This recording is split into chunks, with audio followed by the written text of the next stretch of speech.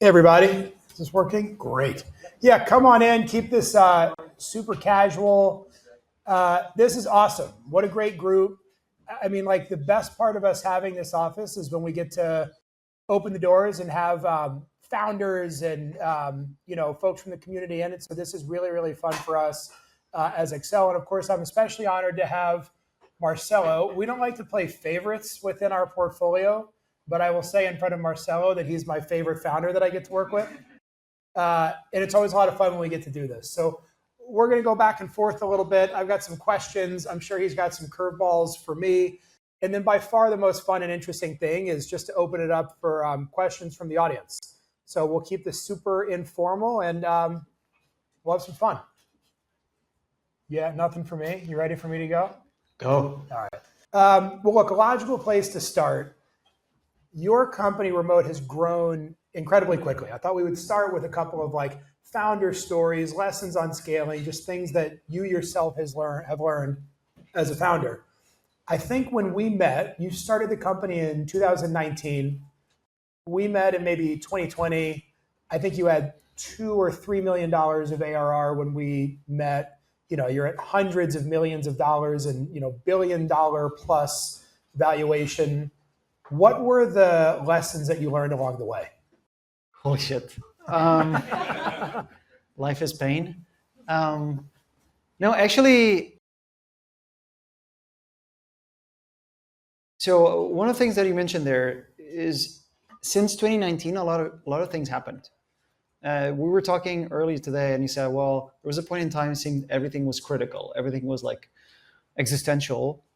And the not funny thing is that in the past, like 5 years, I'm going to say, every year there seems to be some sort of like, cataclysmical scenario that is going to bring everything down. It's either the world or, the economic system or entrepreneurship across the world, whatever it could be. And at some point, I think like 2 years ago, I had a moment in my career, and I call it career as an euphemism, that where I thought, well, this can't be it, right? This can't be, is it just happening to me? Is this my perception of, building a business? And remote as the name goes, we're across the entire world. We had to go into every single country to build our shit from the ground up. So you can imagine the footprint. Remote is in practice hundreds of companies, right? Because that's how we run our operation across the world. So what I did, I reached out to a few people and I asked, hey, can you introduce me to folks that are like, 70, 80-year-old that were involved in like building companies, ecosystems. And I got a few intros. And I'm not going to name folks, but one of them is someone who's super well known, guys, 80 something, huge track record. One of the people that will go down in history as investors and builders of companies. And I asked him, we went for a walk, and I asked him, look, I see this every year. It seems that there's always something happening. And the guy laughed and told me, look, I've seen this happen like 20 times. And if you pay attention, you can always make money. You may not make money out of the current situation. So maybe you're not looking to, buy the dip. But if your company is alive for the long haul, is there for the long haul, you'll build a legendary business. And I've built several legendary businesses based on that. And so then we walk through the different difficulties of that this guy had building all these companies and buying companies and whatnot. And it was really astonishing how having perspective into, if you zoom out all this, because everyone says, well, we're having it worse than our parents, and their parents said the same about their parents. And it's sort of the same. But I could ask you the same, like in the past, like 5 or 6 years, where we were talking earlier about SVB and the shit show that week was for a lot of people, and for us especially, a lot of our customers, we run payroll, And so, and roughly about that time, it was payroll time. You know what payroll time means? It's like you have to check off a lot of money. Like we were, like a better word, we were sweating balls because of what all this was happening, but you weren't having, a field day, right? No, I mean, the thing that I remember about that experience, well, first of all, we met and COVID was happening. And so remote went from being a really nice to have to like mission critical people infrastructure for companies that suddenly had to figure out how to operate totally remotely. And I thought in that era, you always put customers first. And then, yeah, the SVB thing happened. I didn't have this on my note card for like the topic we were going to get into right off the bat. But if you remember the way the calendar fell, the bank kind of failed on like Thursday and the world had to run payroll on Monday. Yes. And I remember we had this emergency board call and it was like, what are we going to do if the bank doesn't open on Monday? And this is like existential because the company remote had a healthy balance sheet, but like what that meant in practice was making payroll on behalf of your entire customer base and just hoping you'd get paid back at some point. And no one knew what was going to happen with the bank. If that didn't happen, then remote too was going to go out of business. And I just remember you and Yo being very clear-minded in the moment. And you were like, there is no discussion here. We're going to pay payroll on Monday. And fortunately, the bank figured out its situation. The world was not insolvent. But I just found that, we got to know each other through these series of crises where I always admire that you and Yob sort of took a customer viewpoint first and above all else. And that kind of makes the chaos of these decision-making, these big decisions a little clearer when you just have, some priorities up front. Like it's always about customers and we'll do the hard thing, even if it risks the business to be there for customers. And so I really admire that about you guys. Oh, that's nice. On to, situations where there weren't looming banking crises. The other thing that's really cool about remote is you yourselves have learned an awful lot about the founder's journey by being founders of this company that scaled very quickly. But the nature of the business is that you also are like an index for what all of the best companies in the world are doing because you process their payroll, you manage their HR infrastructure, you have like first person visibility into how quickly companies are hiring, where they are hiring, how the workforce is evolving. What are just general things that you've learned from your customers? Like you work with the best companies in the world. What are they doing that you learn from? So the first thing, so the company, again, is named Remote. And we started fully distributed. And we thought at some point that there would be a fork in the road for every company out there. You either go into an office, you remain remote. And then I started to really look up, dig into our biggest customers. And we're talking, brands like Aston Martin, Burger King. We work with all kinds of customers, right? From the 2 people that just raised to companies with tens of thousands of people, if not more. And the funniest part was that, and you would see on news, still today, you see on news like so-and-so CEO is saying on the news that they're issuing return to office, no more margaritas by the beach and stuff like that. And then when you look at the operations of these businesses, they are the most distributed companies you'll ever find. They have offices everywhere. They have people co-located in random places across the world with fundamentally different labor or employment contracts. And somehow they push it, and we're talking dozens of thousands of people, right? And somehow in their mindset, none of that matters. And of course, it could be because of 2 things. One is because people don't give a crap. But ultimately, if they don't give a crap, those companies never get to be successful. And all these companies are significantly, like, they're not random ass companies that disappear in like 2 days. No, these are like very well-known, very recognizable brands, very reputable from a, and by the way, we have access to a lot of these companies, finances because, we, in many cases, we have to process tax for them, so on and so forth. Like very healthy, very mature balance sheets and very impressive as well. So what I meant to say is that for these companies, there's only one thing that matters, and that's execution. To them, it doesn't really matter if you're distributed, if you're in an office, if you're distributed but also in an office. What they care about is execution. And I think more than ever, we live in a time right now where execution is the best and actually the only currency that matters. That is the best lesson that I've took from being able to work with all these different customers across the world. Yeah, what I learned early on is that even early on working with you, even the entrepreneurs and CEOs who are like the most opinionated about being fully back in office, like this is 996, this is like we have our headquarters somewhere. Those opportunities too would come inbound because, yeah, headquarters is in person, but we made this acquisition. We have 100 people in Chicago and they're going to stay there. We have this engineering team in the Philippines. So like they're deeply opinionated about being full-time in the office, but yeah, they have like 400 people around the world also. Yeah, and to be honest, we live in very complex. To give a brief overview to folks that don't really know about how we operate, we started this company with a product called Employee of Record.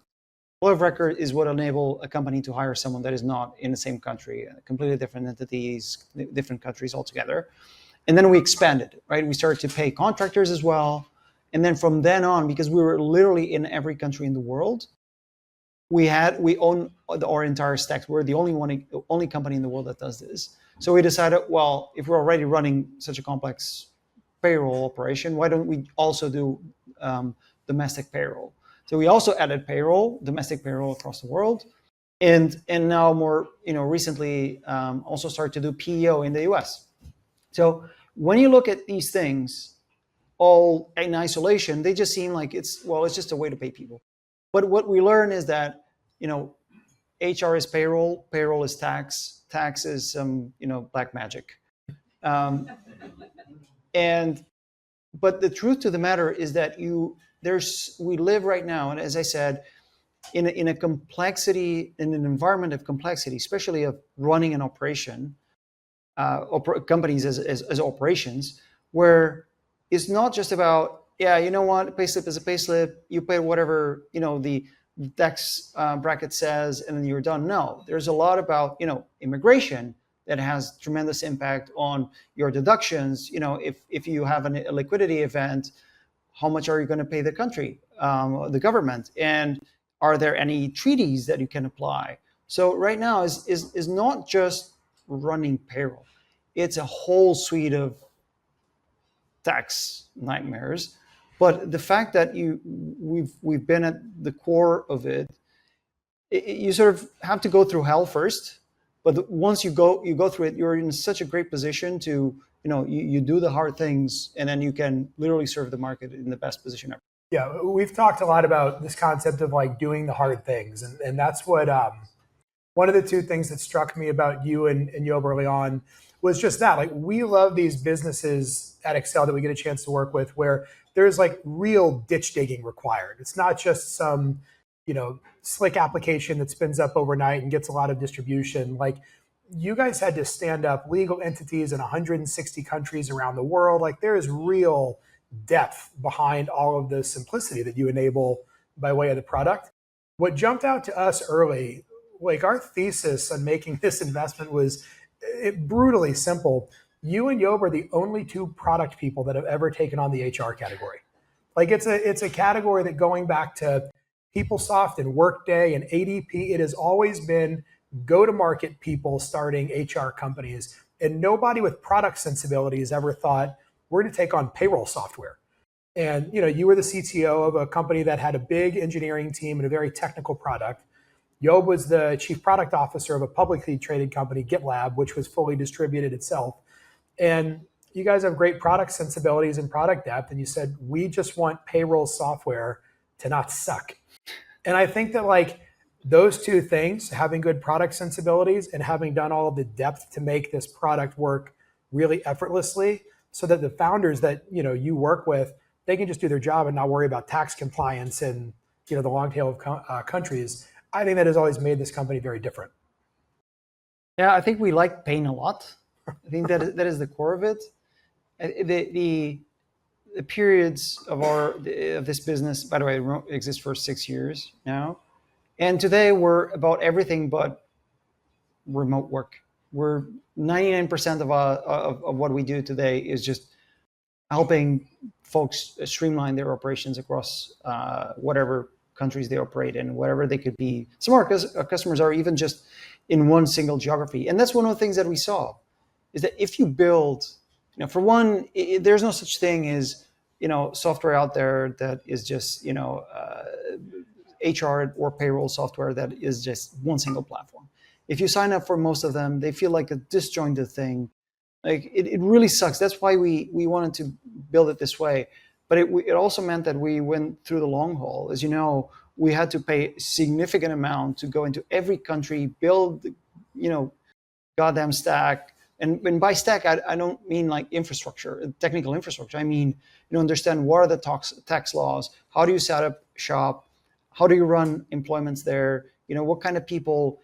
And that also put us in a position where we went through the hard shit first. We ate the suck first, and then now we're That's not a phrase. Yeah. You got to expand on that one. You first go through like you. This is very much about like you have to go through the pain because there's no other way around it. And when I mean eating the suck, it means that you really there's something bad in the whole experience. About it. It's not going to be easy. It's like it's same thing as waking up at 4 a.m. to go for a half marathon. No one likes that. Like it doesn't matter how many times you do it, but once you go through it, once you're done, you're like, holy shit, this was amazing. And you go through it, but then you come out on the other end, and sometimes you don't really know what you win.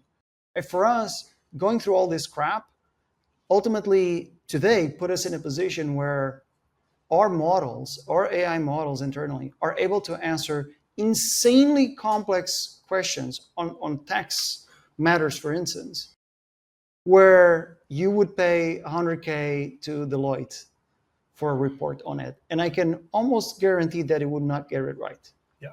But because we had to go through it first. Yeah. But you have to understand that a lot of these things, a lot of the great things in life, they don't come out of simplicity or being easy.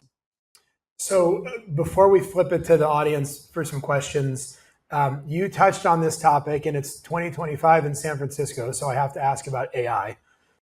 Tell me how has remote approached AI, both in terms of how the team itself is using AI tools, and then what have you done for your customers?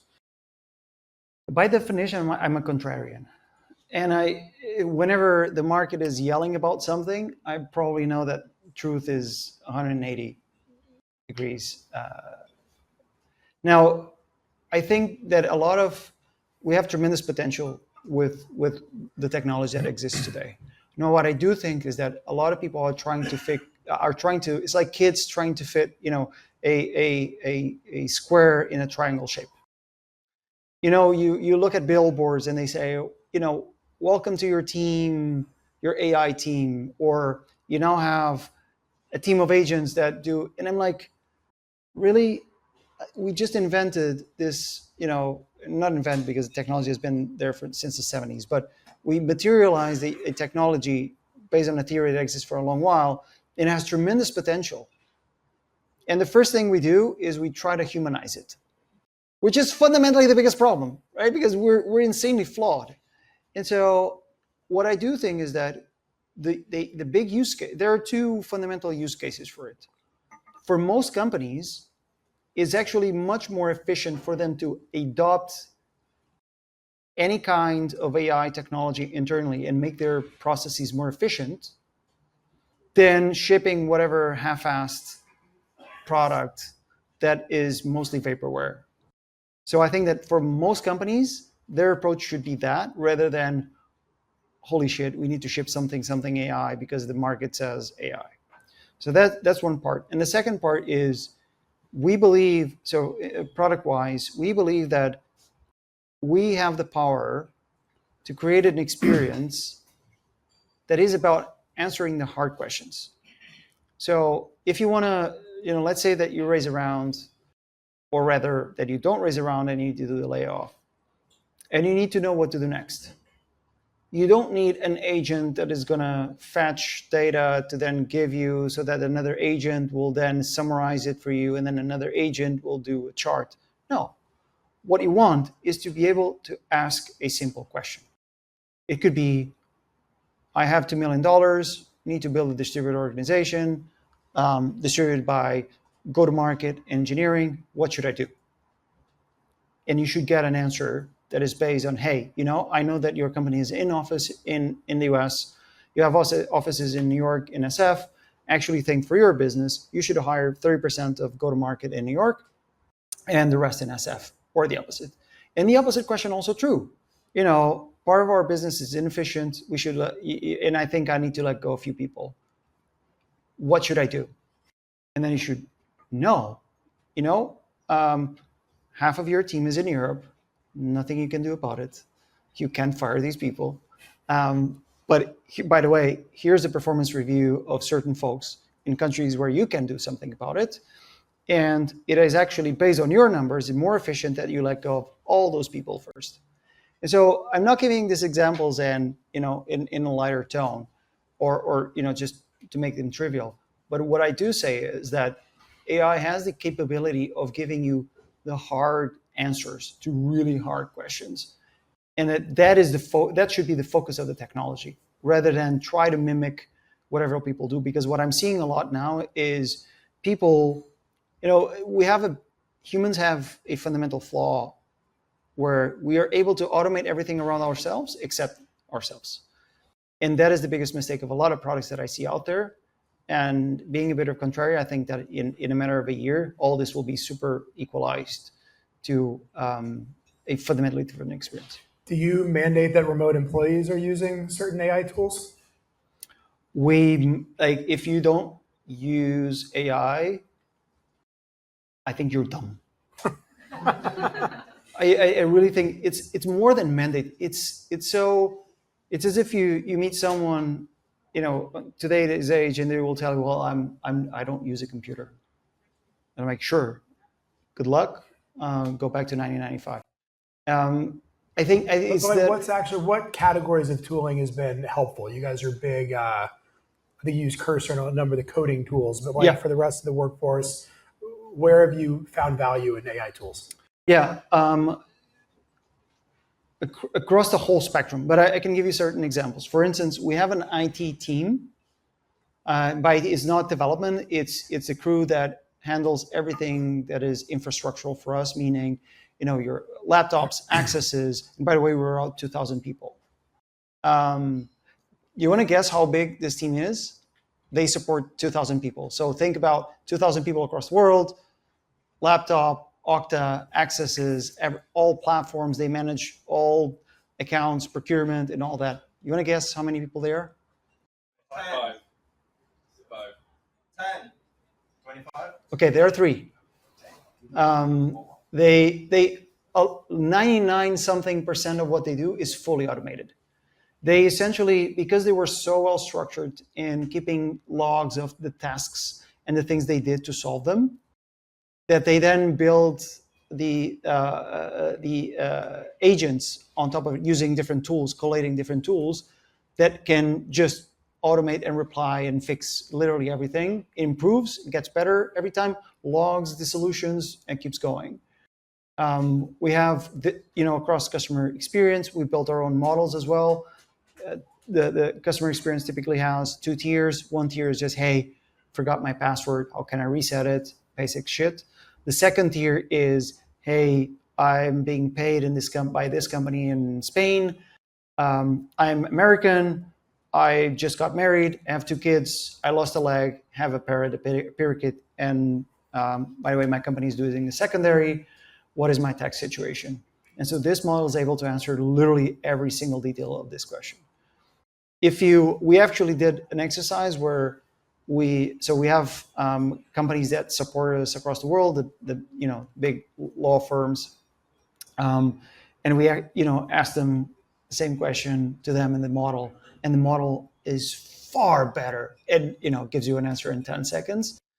This is another example. Of course, engineering, product design engineering, they're literally using every single tool they can get their hands on for development, prototyping, documentation as well. Leadership wise, I dump all my shit on my own models too. Literally everything, like conversations that I have with investors, with colleagues. If I have notes, if I'm looking at different charts, for instance, and I something is not clicking for me for whatever reason, I'll literally dump everything in there, and we keep pushing people to do so. Every time there is something that it just feels moronic to do it by hand, what we try to do is replace it immediately by something smarter. And today there are so many different tools out there. What we do try very much to do is weed out what is vaporware, because it's also, we have a lot of operational people, lawyers, tax experts, and a lot of these people are not super tech savvy. And so they will see a tool that says, we can make this magical thing even more magical and miraculous for you. And they're like, oh my God, this is it. And then of course it's just a wrapper on top of whatever. It doesn't really work. And so we do have to help. But at the end of the day, you have to teach people to sort of replace themselves. And that is the hardest thing. Yep. Why don't we get some questions from the group? Anything that's top of mind? Yeah, how about in the back? Hello, my name is Safir, founder of Underlay, and I have a question about just scaling across different countries. When you were going, just in different markets, if you have to hire a lot of foreign lobbyists in those different countries, since you're doing business in a lot of different places. Define lobbyists. So just like people that had to change certain laws for you to do this, like, because I'm reading Super Pump now and like Uber, and I'm thinking like, oh wow, like they went to Brazil, like India, and a lot of these places, even China, they struggle. Yeah. When you're making a lot of money, or like hiring a lot of people in different markets, sometimes the government steps in and say, hey, who is this company? What are they doing? Should we tax them more? Should we change the laws to say that they have to do certain things to operate? So now you have to, when you send your executives to go to different countries to like go against those laws, like did you have any of those problems when you scaled, or was it just seamless? Yeah, no problems at all. I'm kidding. Like, we're literally working in employment. It's where all regulators go to have fun. The honest answer is that you can pay and hire all lobbyists except employment people. Most of these regulators are like socialists at heart. They are so, most of them are so truthful to their whatever roots they come from, party wise and economically wise, that there's no such thing. Also in many countries that's a crime. But what we did find out was that so when we started to go into every single country, the first thing everyone would say is like, you guys are fucking nuts. You should just, hire or buy companies, duct tape, build something over it, and then sell that thing later. We didn't want to do it because I don't believe that would be the great experience that we can provide today. But that also meant that we can sit at the table with local governments. And so whenever there's a treaty about stock options or foreign employment or even local employment and how to improve these laws, we get a seat at the table. And we get to sit and be invited to have those discussions, because we're one of the few companies that have the full scope 360 view on the whole world, and our team can sit down and say, hey, your countries do this. Here's 30 other countries that tried it and failed miserably. And we have, all the reasons why it failed, because we see it and we experience it ourselves. And it is one of the longest activities that we have going on, because regulators regulate, and a lot of what we need is deregulation in some of these spaces. And it's still very hard. Employment is one of the areas where it's like a maze, because these are compounded laws. that were added to defend people in a way against the tyrant companies. And now we live in an age where, the tyrant companies are no longer tyrant. We're propelling the future with invention, with entrepreneurship, so on and so forth. And a lot of countries don't really have a way to handle it. So to give you an idea, we get invited to sessions about, how to allow one country, for instance, to do stock options. By the way, stock options are still a mystery to a lot of countries in the world. And when we start to look at, the law in the country, it is so Loctite that it will take years to undo a lot of those things. So it's a long process, but one that, to be honest, that we're happy to do it. It's still painful, but that's our journey. But I'd go a step further and say that remote is unique because you've grown exponentially faster than 95% of the Accel portfolio, but while also being very buttoned up with regulators. Because you have competitors who have famously cut some corners. They operate in regulatory gray area, and all of their sales collateral is about speed. And my whole thing is like, who wants to know that their compliance vendor prioritizes speed? Like you want your compliance vendor to get things right and not cut corners. So, to do things the right way and also grow exponentially fast, I think is like the magic that you guys have created. I also believe that there are areas where if you grow fast enough, you can pay your way out. This is not one of those. As I said, this is very rooted in local beliefs and party systems.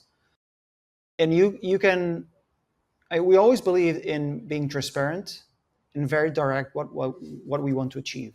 And at the end of the day, our company is very benign for the world.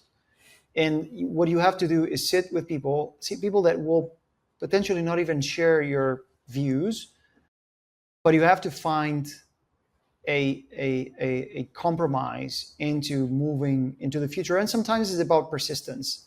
But that's my point. Early days that advice that I mentioned from that person is that if you stick to what's right and if you manage to position your company for the long haul, it doesn't really matter what anyone else does, because it's like the hare and the tortoise. Right? Yeah, I mean, you're not exactly like a tortoise. You're not giving yourself enough credit. But well, my last name in Portuguese actually translates to hare. So that makes I understand that. Not that part, but let's get another question or two. What else is top of mind? I saw you first. Go ahead. I have a question for you in the size of the team. I'm from Brazil, by the way, and we have an office in Portugal. So I'll talk later. But in regards to like your team, you say that you have 3 people in IT, and you say you're about 2,000 employees. What is like your capacity in terms of like what's the size of your engineering team? And how do you see that evolving with AI too? Is like, are you like shrinking that? And how? I hate hiring people.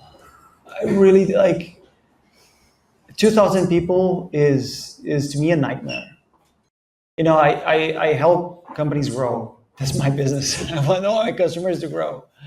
But I'm an engineer by training. That means that I want to automate every single little thing that I possibly can. And a lot of companies, when you fundraise, when you want to achieve something, you want to build a good business. But along the way, you hire people, and some people want to do a lot of castle building. And that's the kind of thing that I really fucking hate. Because what I want to do is focus on execution and relentless mastery of what you deliver at the end of the day. Our engineering team is about 300 and something people. What I do envision, so what I can tell you is that we're going to do 2025 with significant growth, revenue-wise, with less headcount than we ended last year. And 2026 we'll stay at the same headcount and grow significantly again. How about over here?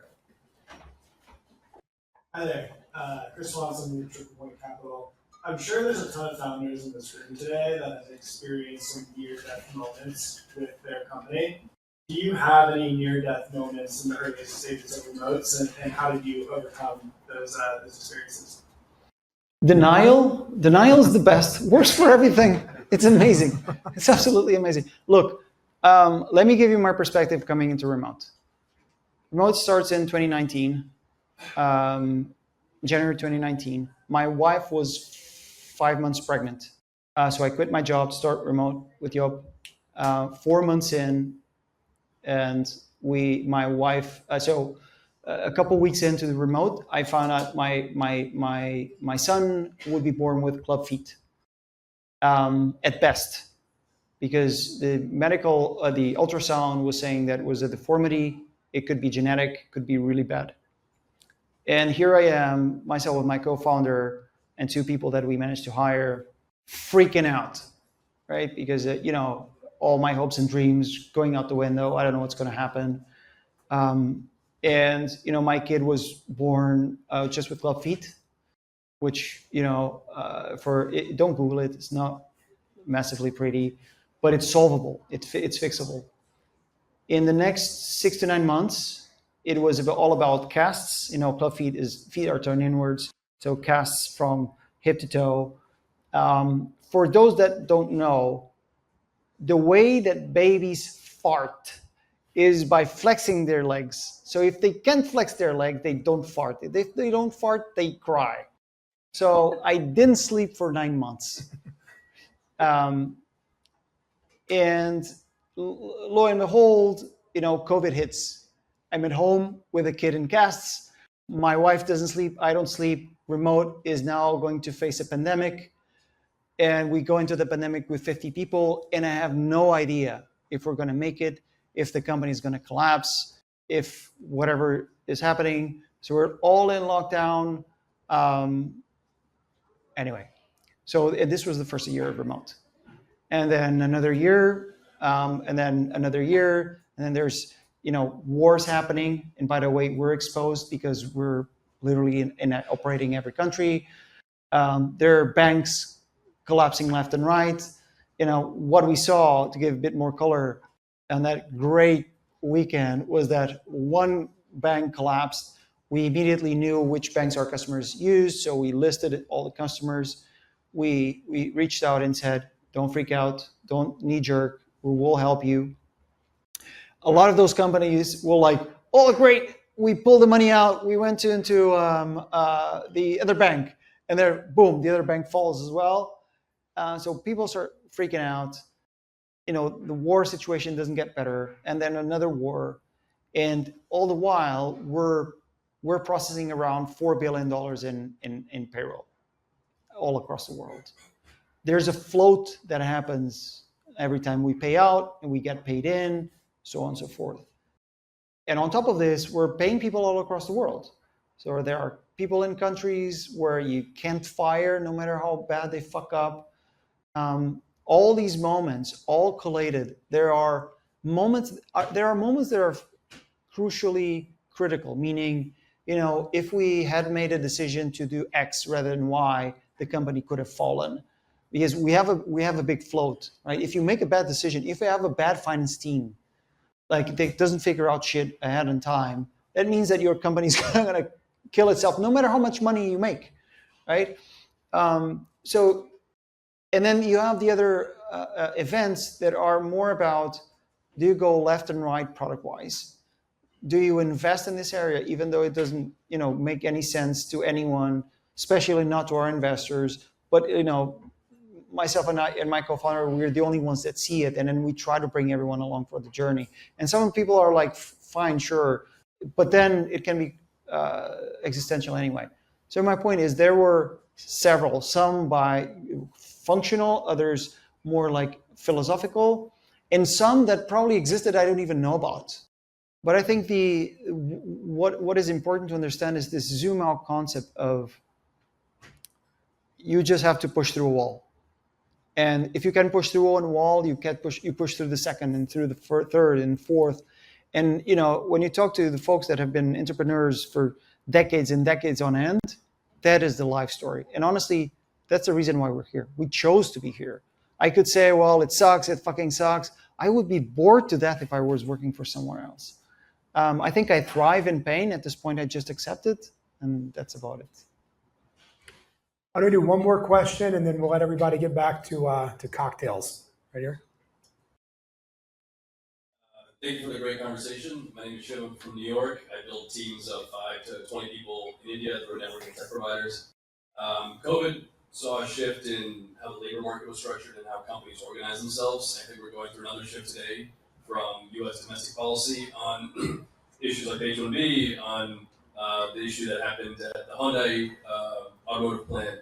And so it seems like talent is going global and companies are looking to access that. What are your views on kind of how companies develop and structure their teams now globally?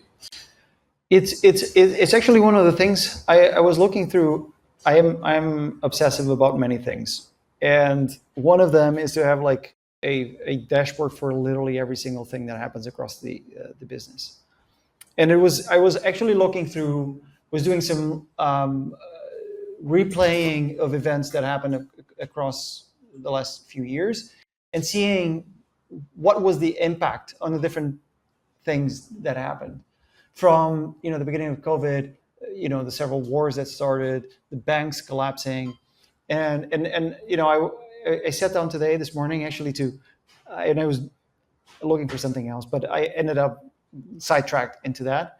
It was very funny that every time there's something like that, there's an adaptation of the market, as if it's like some sort of organism. It sort of counters it. There's the inflections every time there's some sort of threat, financial threat. There's a bigger pull into hiring across the world. It is very interesting because it's as if the market is contracting here, but understands that there's arbitrage salary-wise across the rest of the world. And this doesn't mean that it's just employee of record. This means that setting up entities across other countries. And then you start to understand why, and this happens more and more. If I were to tell you 6 years ago, hey, you know what, go set up an entity in Netherlands, India, and Japan, you'd be like, fuck no, right? It's too complex, it's too hard. I'm gonna have to, pay quite a lot to one of these big fours to go help me do it. Today, we do it ourselves through our platform, right? You come in, you on board, and I want to open an entity, and we give you all the documents, so on and so forth. None of this existed.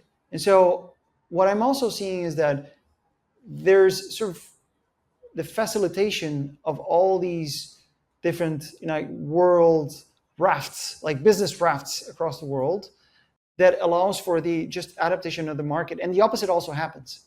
When there's something crazy going on somewhere else in the world, the West typically tends to respond very well from a labor perspective, which is also almost, not natural in a way when you expect, but it does balance it itself out. I've yet to see, and of course, that's the upside of being distributed as we are. We have customers from all over the globe. So whenever there's an area in stress, the other area sort of makes up for it. And I think that if we were to exist only verticalized, like US only or Europe only or whatever, we would have suffered much more. But this evolution across the world is very interesting. It's like you can see the turn of the earth business-wise. Awesome. Thank you all for being here. Keep the conversation going. We're not going anywhere. But this has been a lot of fun. Everybody make yourselves at home. And again, thanks so much for joining us.